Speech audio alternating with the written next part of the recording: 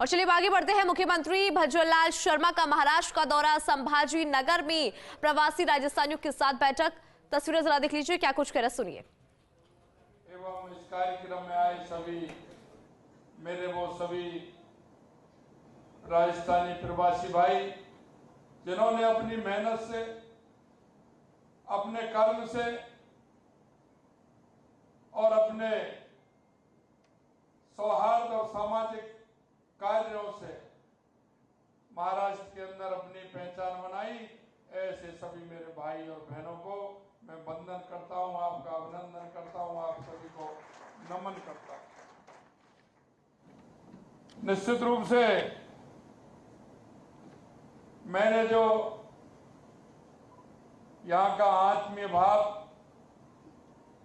आपका स्वागत और सत्कार, मैं कल रात को मैं आया, उसके बाद मैं जालान गया, मैंने देखा निश्चित रूप से आपके सम्मान को पाकर के मैं अभिभूत हुआ हूं।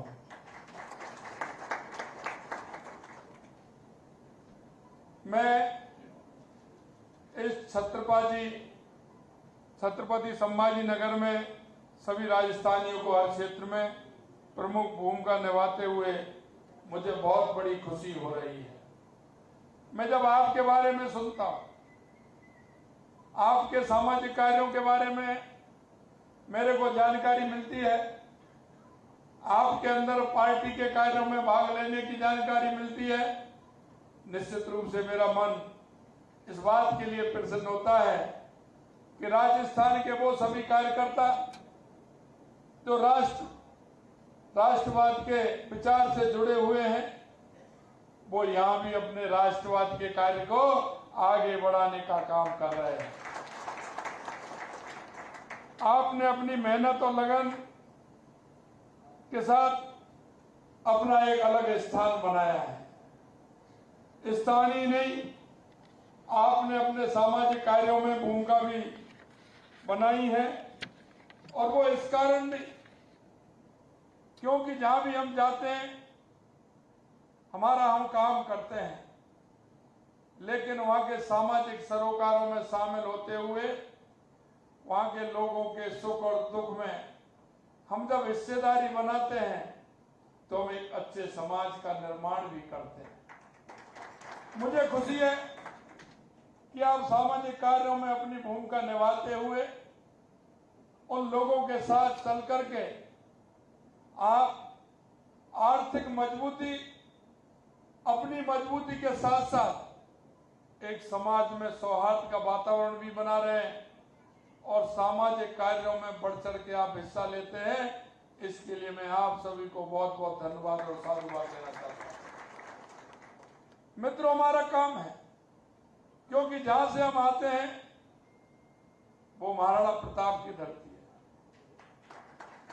वो महाराजा सूरजमल की धरती है, वो भक्ति की मूर्ति मीराबाई की धरती है, और अगर हम कहें तो त्याग की मूर्ति पन्नाधाय की धरती है, और हम कहें तो पर्यावरण के क्षेत्र में अपने आप को समर्पित कर देने वाली मां अमृता देवी की धरती है।